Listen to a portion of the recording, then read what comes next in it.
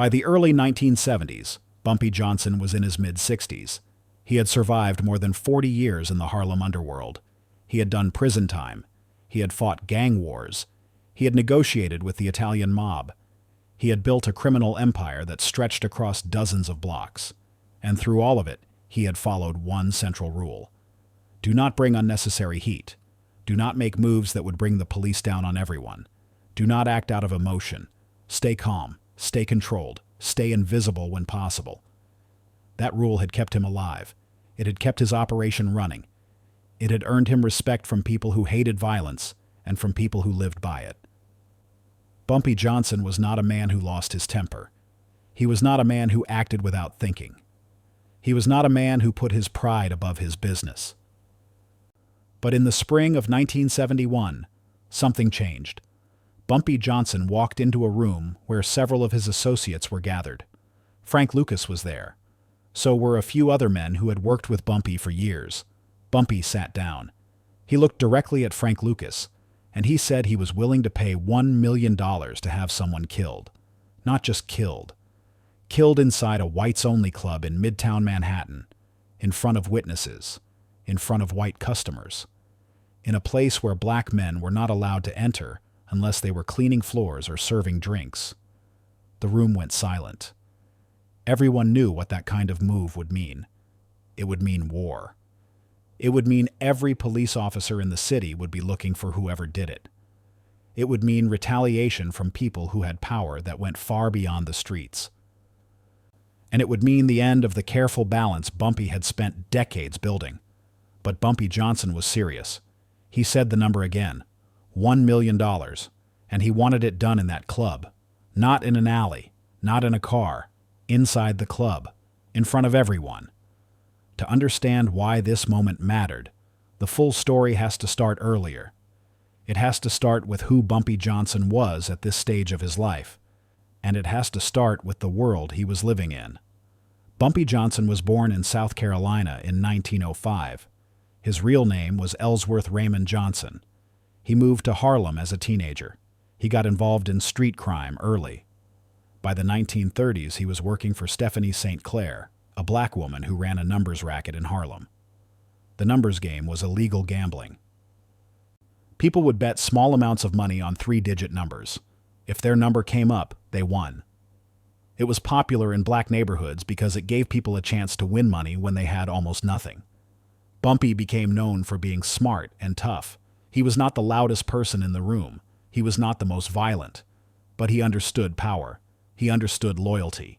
And he understood when to fight and when to wait. By the 1940s, Bumpy was working with the Italian mob. The Italians controlled most of the drug trade and gambling in New York. They wanted access to Harlem. Bumpy helped them get it. In return, he got a cut of the profits and protection. It was a partnership built on mutual benefit. Bumpy brought them into black neighborhoods. The Italians gave him resources and connections. But the relationship was never equal. The Italians saw Bumpy as useful. They did not see him as a partner. They did not respect him the way they respected their own people. And Bumpy knew that. He accepted it because he understood the reality of the time. A black man in the criminal underworld could only go so far. There were limits. There were lines that could not be crossed. Bumpy spent 15 years in prison between the 1950s and 1960s. When he got out in 1963, Harlem had changed. The civil rights movement was growing. Young black men were angrier. They were less willing to accept segregation. They were less willing to work with white power structures, and some of them were less willing to follow the old rules that men like Bumpy had lived by. Bumpy came out of prison and tried to rebuild his operation. He still had connections. He still had respect. But he was older now. He was more cautious. He had seen what happened to men who moved too fast or made too much noise. The police were watching Harlem more closely. The FBI had started investigating organized crime, and the Italian mob was tightening its control over the drug trade. Bumpy adapted. He focused on maintaining relationships. He kept his operation small and quiet. He avoided violence when he could. He understood that the world was changing, and that he had to change with it if he wanted to survive. But he also understood something else. He understood that no matter how careful he was, no matter how much money he made, no matter how much respect he earned, he was still a black man in a country that saw him as less than human. And that reality never went away. By 1970, segregation was supposed to be over. The Civil Rights Act had been passed in 1964. Discrimination was illegal. But the law on paper did not match the reality on the streets. There were still places in New York City where black people were not welcome. There were still restaurants that would not serve them. There were still clubs that would not let them in. And there were still white people who believed they had the right to humiliate black people without consequence. One of those places was a nightclub in Midtown Manhattan. It was an expensive club. It catered to wealthy white customers. Politicians went there. Business owners went there. It was the kind of place where deals were made and power was displayed. And it was the kind of place that made it very clear that black people were not wanted. The club did not have a sign that said whites only. That would have been illegal. But everyone knew the policy. Black customers were turned away at the door. Black musicians who performed there had to use separate entrances. Black staff were expected to stay out of sight unless they were serving drinks or cleaning tables. It was segregation by practice, even if it was not segregation by law. Bumpy Johnson knew about the club. He had known about places like it his whole life. He had learned to live with that kind of disrespect because fighting it openly would have brought trouble he could not afford. But sometime in early 1971, something happened that pushed him past his limit. The exact details of what happened are not entirely clear. Different people who were there at the time have told different versions of the story. But the general outline is consistent. Bumpy Johnson went to the club. Some versions say he was invited by someone who had business connections there. Other versions say he went because he wanted to prove a point. Either way, he showed up at the door. He was dressed well. He was polite. He was calm. But the doorman stopped him. The doorman told him he could not come in. Bumpy asked why. The doorman did not give a direct answer. He just repeated that Bumpy could not enter. Bumpy did not make a scene. He did not argue. He turned around and left. But something about that moment stayed with him. It was not the first time he had been turned away from a white establishment. It was not even the most humiliating thing that had happened to him. But it landed differently. Maybe it was because he was older. Maybe it was because he had spent so many years building power and respect in his own world, only to be reminded that none of it mattered outside of Harlem. Maybe it was because he was tired of swallowing his pride. Whatever the reason, Bumpy decided he was not going to let it go. And that decision led to the meeting where he made the offer to Frank Lucas. Frank Lucas was in his early 40s at the time. He had been working with Bumpy since the mid-1960s. He was originally from North Carolina.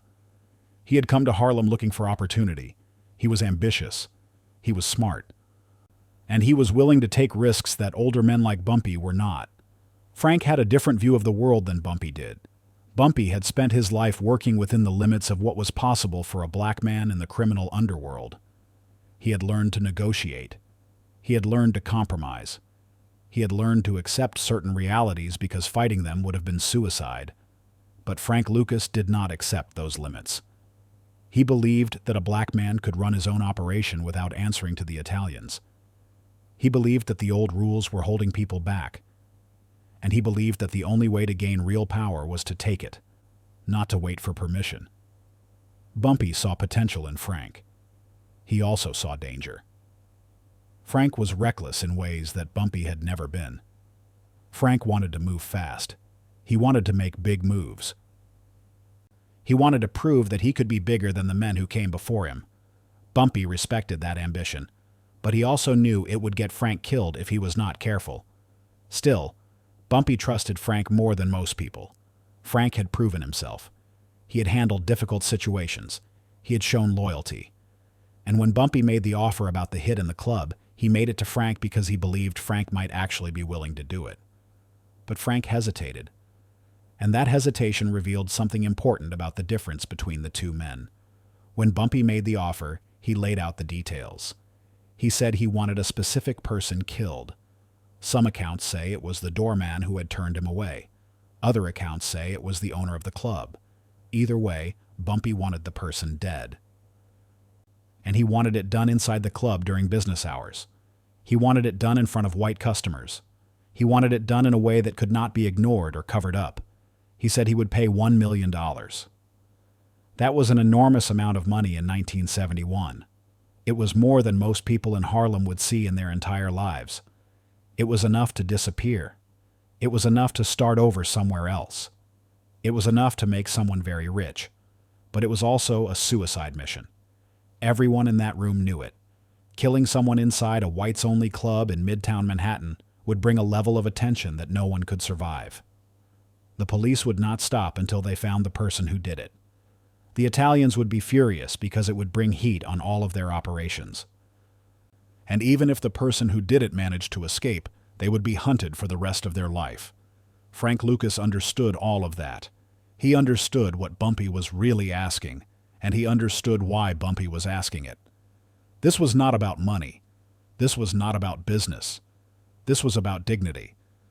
This was about a man who had spent his entire life being told he was not good enough, not welcome, not equal, and who had finally decided he was not going to accept it anymore. But Frank also understood that carrying out the hit would destroy everything. It would destroy Bumpy's operation. It would destroy Frank's future. And it would prove nothing except that violence could bring temporary satisfaction before it brought total ruin. So Frank did something that shocked everyone in the room. He said no. He did not say it right away. He did not say it disrespectfully, but he made it clear that he was not going to do it. He told Bumpy that the move did not make sense.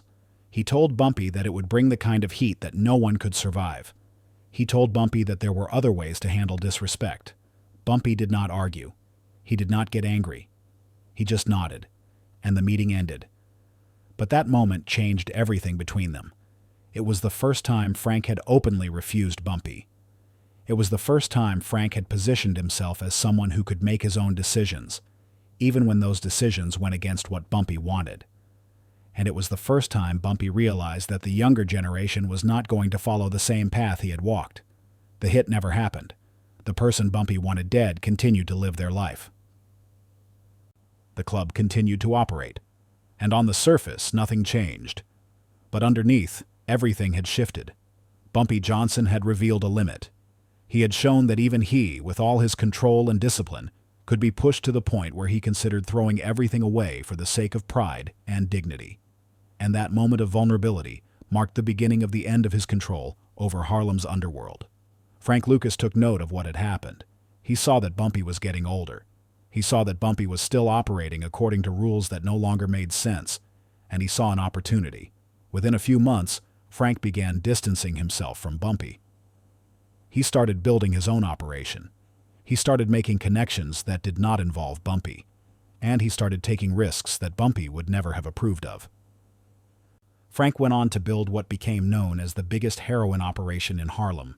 He bypassed the Italian mob. He bought his drugs directly from suppliers in Southeast Asia. He smuggled the drugs into the United States using military planes during the Vietnam War. And he made millions of dollars doing it. He became the kind of powerful, independent black crime boss that Bumpy had once believed was impossible. But Frank's rise came at a cost. He brought more violence into Harlem. He brought more police attention. And he brought more chaos. Everything Bumpy had tried to avoid, Frank embraced. And while Frank became rich and feared, he also became a target. By the mid-1970s, the police caught him. He was arrested, convicted, and sentenced to decades in prison. Now here is where the timeline becomes important. The story of the $1 million offer is often told as if it happened in the early 1970s. But Bumpy Johnson died on July 7, 1968. He had a heart attack while having breakfast at a restaurant in Harlem. He was 62 years old. That means if the meeting happened, it had to have occurred before his death, most likely in 1967 or early 1968. Some people believe the story has been exaggerated over time. Others believe it never happened at all and is simply part of the mythology that grew around both men. What is certain is that Bumpy Johnson and Frank Lucas had a real relationship. Frank worked for Bumpy. Frank learned from Bumpy. And after Bumpy died, Frank expanded the operation in ways Bumpy never would have. What is also certain is that there were real tensions between older black crime figures like Bumpy and younger men like Frank. The older generation had survived by being cautious. They had survived by working within limits. They had survived by maintaining relationships with the Italian mob and avoiding unnecessary violence. But the younger generation saw those strategies as submission. They saw cooperation with the Italians as weakness. They saw caution as cowardice. And they believed that real power meant taking control, not asking for permission. The story of the $1 million offer, whether it happened exactly as described or not, captures that tension perfectly. It captures the moment when an older man who had spent his life playing by certain rules considered breaking all of them. And it captures the moment when a younger man realized he did not have to follow those rules anymore. The story also reveals something deeper about race and power in America. Bumpy Johnson had more money and influence than most people in Harlem. But no amount of money or influence could protect him from the daily humiliations of segregation. He could control entire blocks. He could negotiate with powerful criminals. He could survive prison and gang wars. But he could not walk into a whites-only club without being turned away. That contradiction defined his life. And in many ways it defined the lives of every black person in America during that time. You could be successful. You could be respected. You could be powerful within your own community. But you were still seen as less than. You were still excluded. You were still reminded, in small ways and large ways, that you did not belong. The question the story raises is this: what do you do when you have power but no dignity? What do you do when you have control over your world, but no control over how the larger world sees you? Do you accept it and survive? Or do you fight it and risk everything? Bumpy Johnson spent most of his life choosing survival. He chose to accept the limits.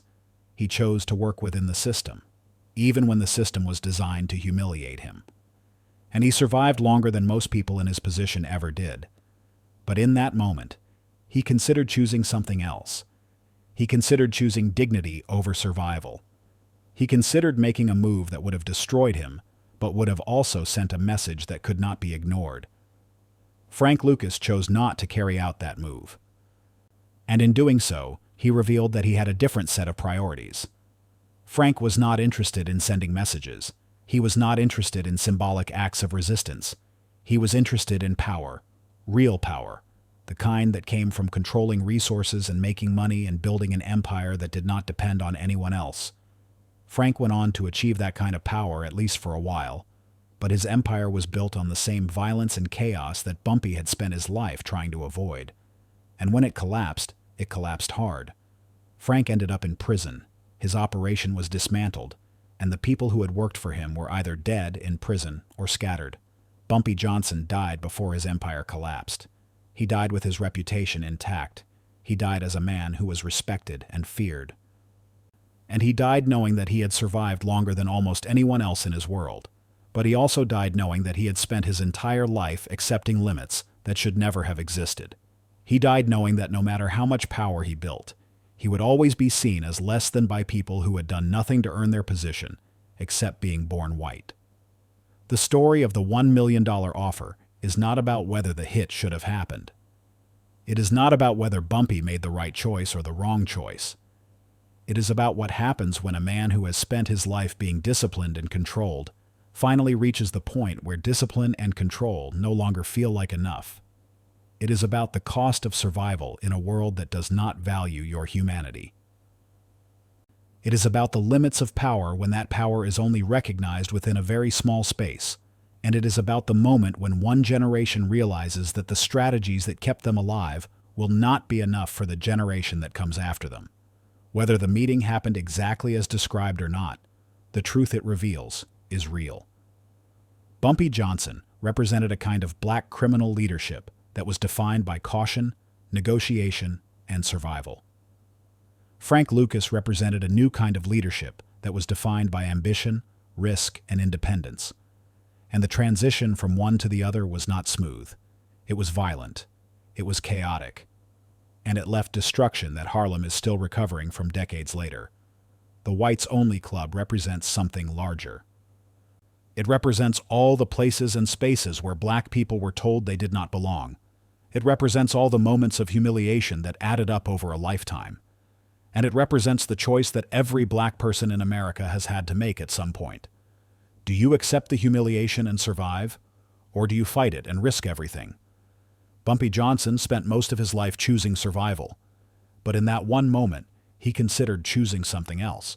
And the fact that he even considered it reveals just how much pain and frustration he had been carrying for decades. Frank Lucas saw that pain. He understood it. But he also understood that acting on it would not change anything.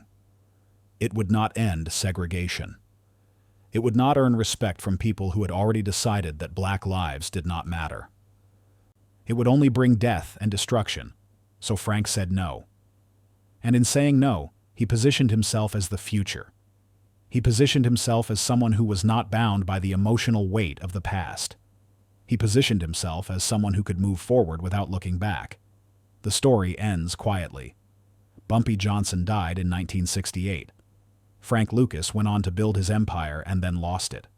The whites-only club eventually closed or changed its policies. Segregation, at least in its most visible forms, came to an end. But the deeper questions the story raises have never been fully answered. What does power mean when it only exists within certain limits? What does respect mean when it is only granted by people who see you as less than human? And what do you do when the strategies that kept your generation alive no longer make sense to the generation that comes after you? The meeting represents the moment when the old way of surviving stopped making sense, and what came after was not better. It was just different, more violent, more chaotic, and ultimately just as destructive.